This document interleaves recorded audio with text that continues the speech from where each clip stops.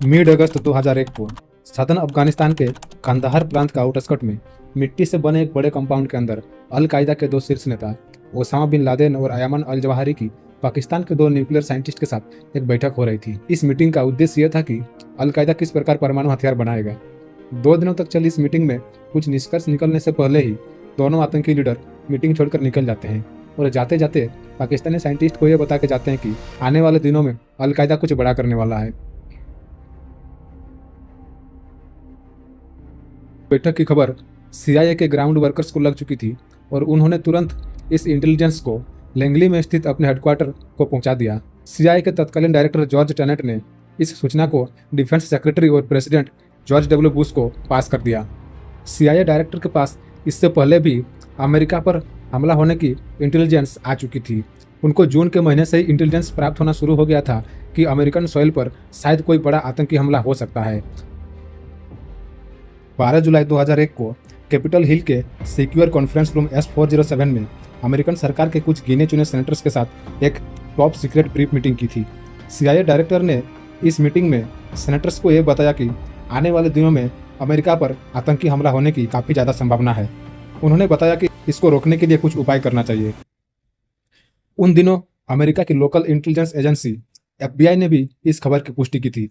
FBI के अनुसार जिस प्रकार से रिसेंट के दिनों में विश्व भर में अमेरिका के एसेट्स और उनके इंटरेस्ट को टारगेट किया जा रहा था, उस हिसाब से लग रहा था कि देश के हित में कुछ अच्छा नहीं होने वाला है। FBI को यह इंटेल मिली थी कि देश के अंदर कुछ संदिग्ध गतिविधियां चल रही है और ये गतिविधियां किसी बड़े हाईजैकिंग या तो फिर आतंकी हमले को अंजाम दे सकती है। उन्होंने इस खबर को CIA और प्रेसिडेंट बुश तक भी पहुंचाया था। महीने भर के अंदर ही प्रेसिडेंट जॉर्ज W बुश की डेली ब्रीफिंग में यह वार्निंग रिपीट हो रही थी कि ओसामा बिन लादेन या अल कायदा के आतंकी अमेरिका के अंदर कुछ बड़ा आतंकी हमले को अंजाम दे सकते हैं। लेकिन सोचने वाली बात यह है कि इतने बड़े थ्रेट के आने के बावजूद भी ना तो प्रेसिडेंट बुश और ना ही उसके किसी टॉप लेवल के एडवाइजर ने इस घटना को लेकर के दोबारा कोई मीटिंग की और ना ही कभी इसके बारे में चर्चा हुई। उन्होंने इस इंटेलिजेंस को बहुत कैजुअली लिया था। उनको लगा कि ऐसे थ्रेट तो आते रहते हैं और फिर आखिरकार 11 सितंबर 2001 को अल कायदा के 19 आतंकवादियों ने 4 पैसेंजर एयरप्लेन को हाईजैक कर लिया।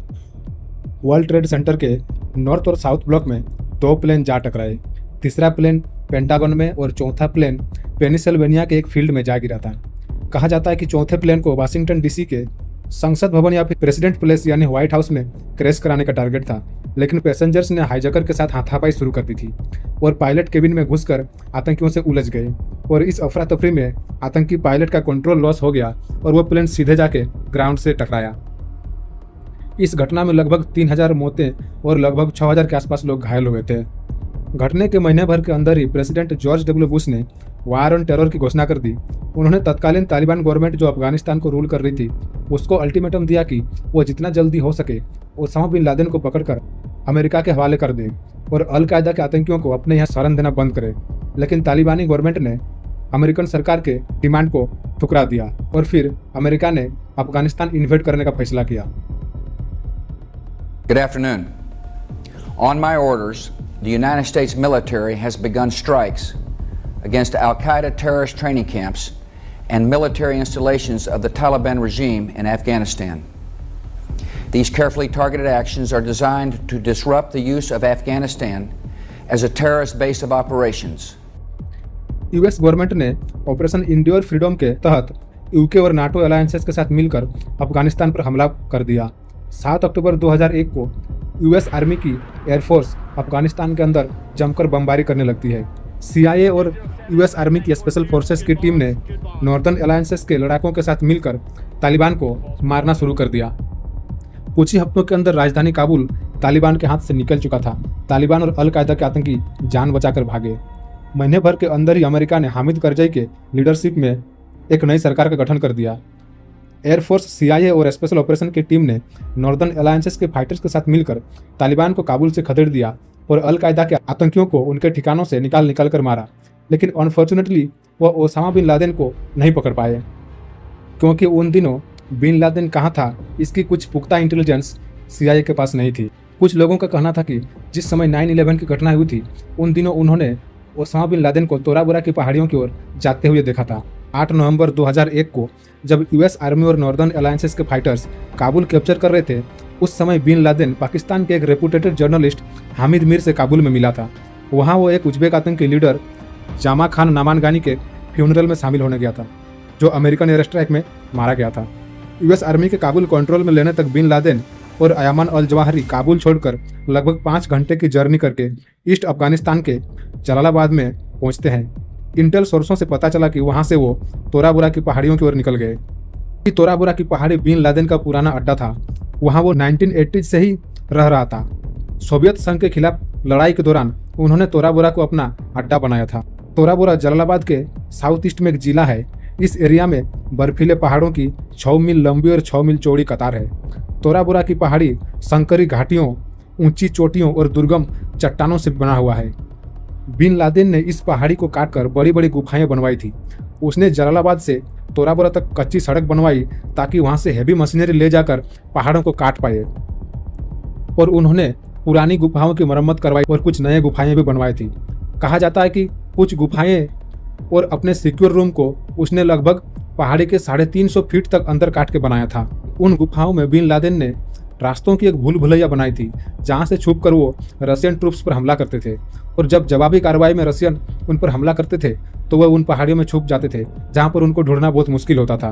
1989 में जब अफगानिस्तान से सोवियत यूनियन ने वापस लौटने का फैसला किया तो बिन लादेन अपने परिवार के साथ सूडान चला गया। वहाँ वो अपनी टेरर एक्टिविटीज को एक्सपेंड कर रहा था, लेकिन यूएन से काफ़ी प्रेशर आने के बाद सूडान गवर्नमेंट ने 1996 में उसे वहाँ से निकाल दिया और वो अपनी वाइफ और बच्चों के साथ प्राइवेट जेट से वापस अफगानिस्तान आ गया। उसने यहाँ आकर तोरा बोरा की पहाड़ियों की घेराबंदी शुरू कर दी और अपने बच्चे और अल कायदा के कुछ सीनियर लीडर्स के साथ रहने लगा था। CIA के पास ये इंटेलिजेंस थी कि बिन लादेन नवंबर के एंड तक तोरा बोरा में पहुंच चुका था। उसके साथ लगभग 1000 के आसपास अल कायदा के आतंकी और उसके सिक्योरिटी गार्ड थे। CIA और स्पेशल फोर्स की टीम को यह सूचना मिली थी कि जल्दी ही वो तोरा बोरा की पहाड़ियों को छोड़कर निकल जाने वाला है। यूएस आर्मी की Delta Force Major Dalton Fury के नेतृत्व में तोरा बोरा के इलाकों में पहुंचती है। CIA के ऑपरेटिव्स ने तोरा बोरा की पहाड़ी के पास ही गांव के एक स्कूल में अपना हेडक्वार्टर सेटअप किया था, जहां से वो अल कायदा के आतंकियों पर नजर रख रहे थे।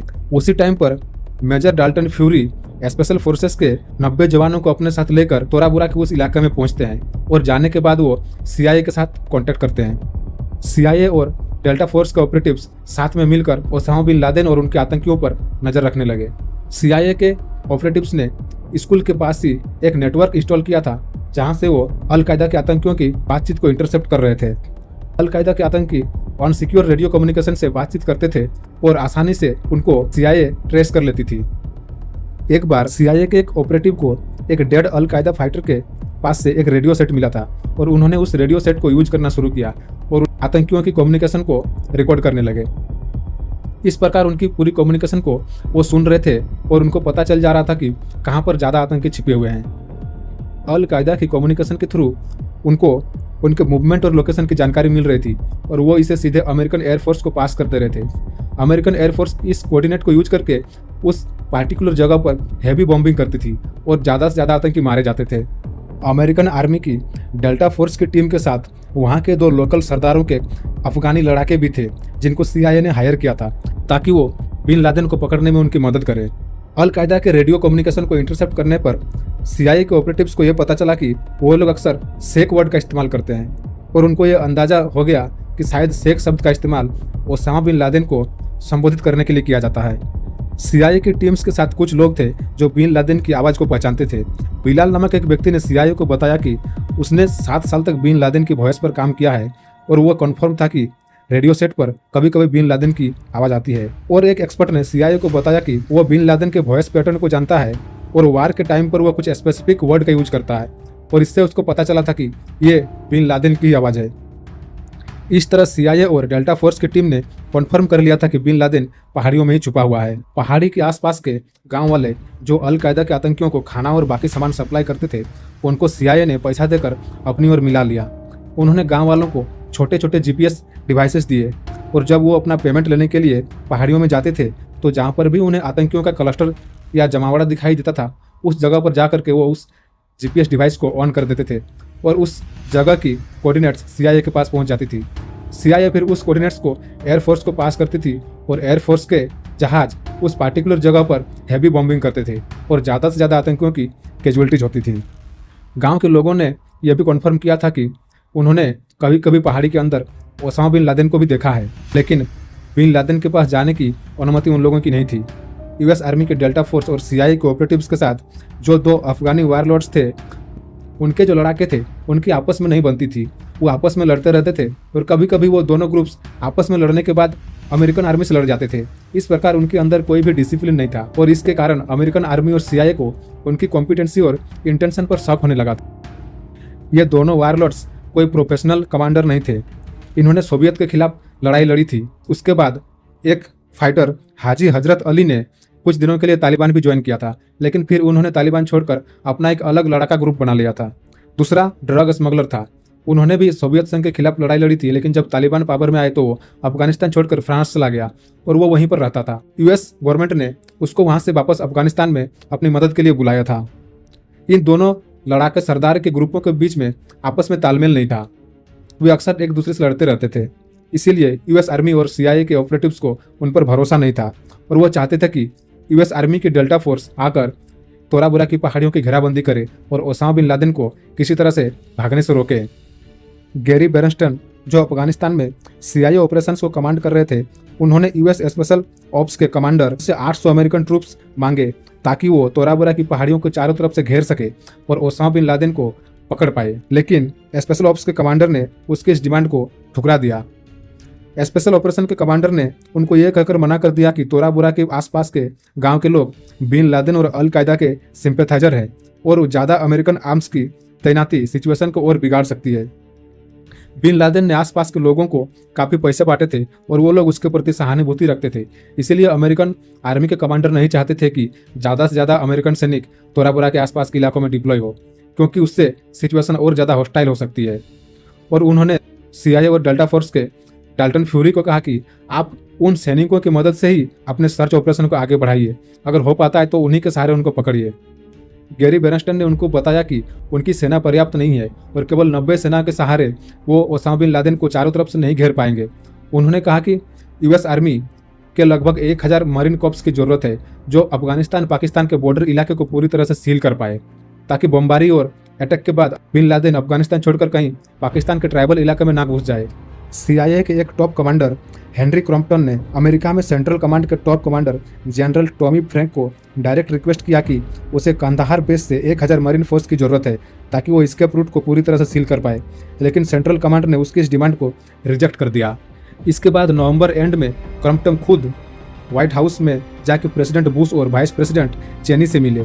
फिर उनको रिक्वेस्ट किया कि तोरा बोरा में अमेरिकी फोर्सेस की जरूरत है, नहीं तो फिर उनका अफगानिस्तान इन्वेड करने का कुछ मतलब नहीं रह जाएगा और बिन लादेन उनके हाथों से निकल सकता है।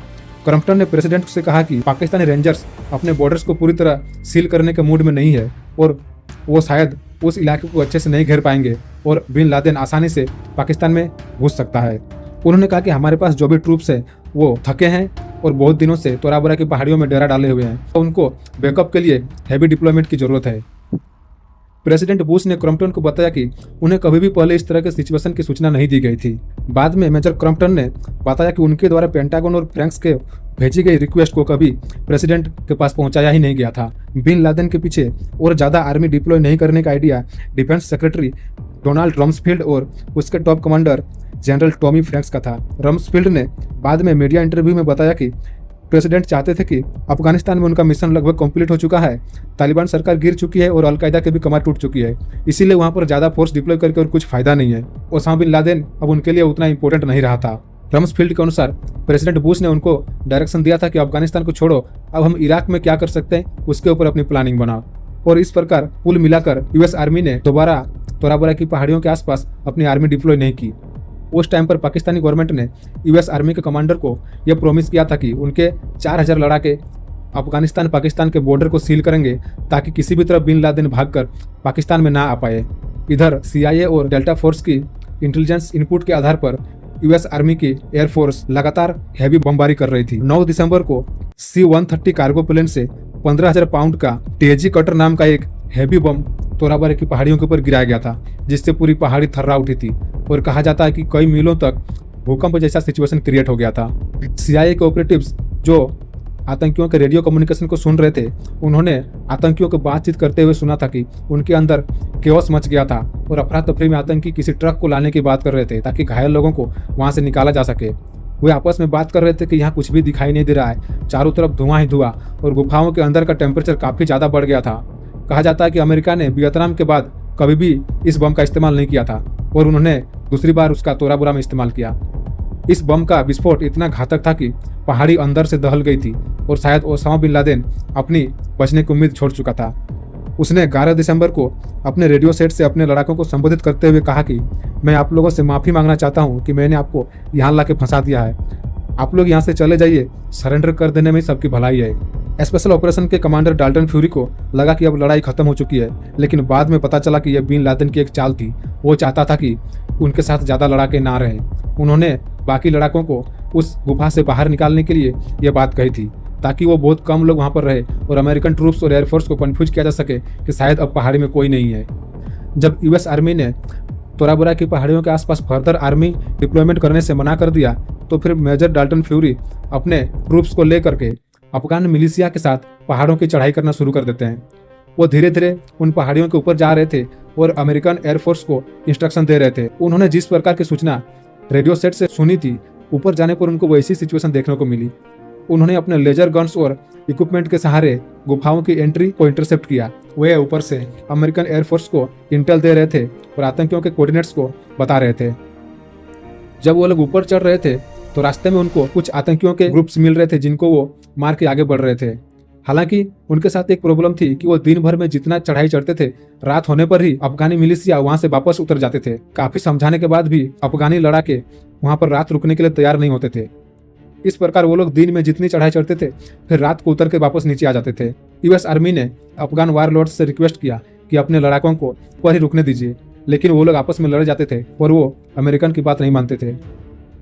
लास्ट में थक हार कर अमेरिकन आर्मी ने यह डिसाइड किया कि ठीक है, अगर वो लोग नीचे जाते हैं तो उनको जाने दो, लेकिन हम यहीं पर रहेंगे।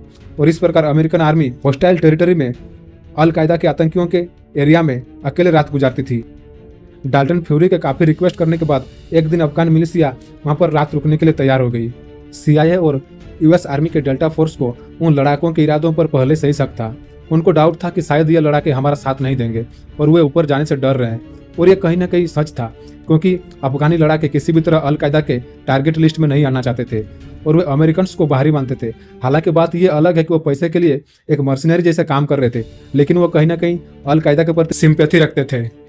और फिर आखिरकार 11 दिसंबर की शाम को हाजी गम शरीफ ने मेजर जनरल डाल्टन फ्यूरी को बताया कि अल कायदा के आतंकी सरेंडर करना चाहते हैं। इस खबर ने मेजर डाल्टन फ्यूरी को पूरी तरह से चौंका दिया था, क्योंकि उन्होंने कभी भी इस चीज की उम्मीद नहीं की थी। हाजी गम शरीफ ने उनको यह कहा कि अल कायदा के आतंकी 12 घंटे के सीज फायर चाहते हैं ताकि उनको पहाड़ से नीचे उतरकर हथियार डालने का समय मिले।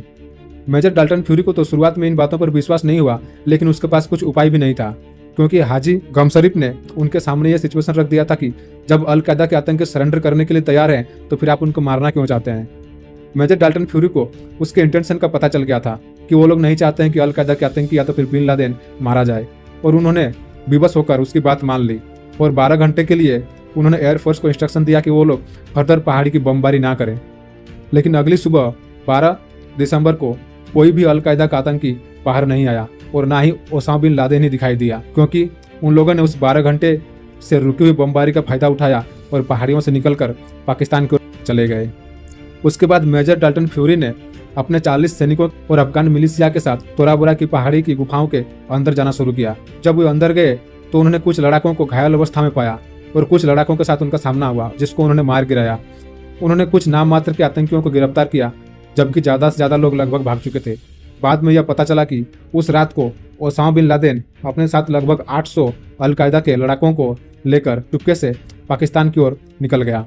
चूंकि पाकिस्तान का बॉर्डर पूरी तरह से सील नहीं था, क्योंकि पाकिस्तान की आर्मी ने उस एरिया को कवर ही नहीं किया था। हालांकि उन्होंने US आर्मी को प्रॉमिस तो किया था कि वो लोग अपनी बाउंड्री को पूरी तरह से सील कर देंगे, लेकिन वहां पर उनकी कोई भी सेना अवेलेबल नहीं थी। ओसामा बिन लादेन ने इन अफगानी लड़ाकों और पाकिस्तानी रेंजर्स को भी पैसे खिलाए थे ताकि वो लोग वहां से आसानी से निकल पाए, और इस प्रकार ओसामा बिन लादेन तोरा बोरा की पहाड़ियों से निकलकर पाकिस्तान के ट्राइबल इलाके में चला जाता है और मेजर जनरल डाल्टन फ्यूरी और CIA के ऑपरेटिव अपने साथ कुछ आतंकियों को सरेंडर करा के निराश मन से वापस अपने अपने बेस में लौट जाते हैं। और इस प्रकार ओसामा बिन लादेन, जो 9/11 घटना का मास्टरमाइंड था, अमेरिकन के हाथ से निकल गया। अमेरिकन सरकार अगर चाहती तो उनको तोरा बोरा की पहाड़ियों में ही मार सकती थी। बाद में मई 2011 को US नेवी सील ने पाकिस्तान के एबोटाबाद में ऑपरेशन नेपच्यून स्पेयर लॉन्च किया और ओसामा बिन लादेन को मार गिराया। अगर आपको हमारी ये कहानी अच्छी लगी तो इसे लाइक, कमेंट, शेयर और हमारे चैनल को सब्सक्राइब जरूर करें। Thank you.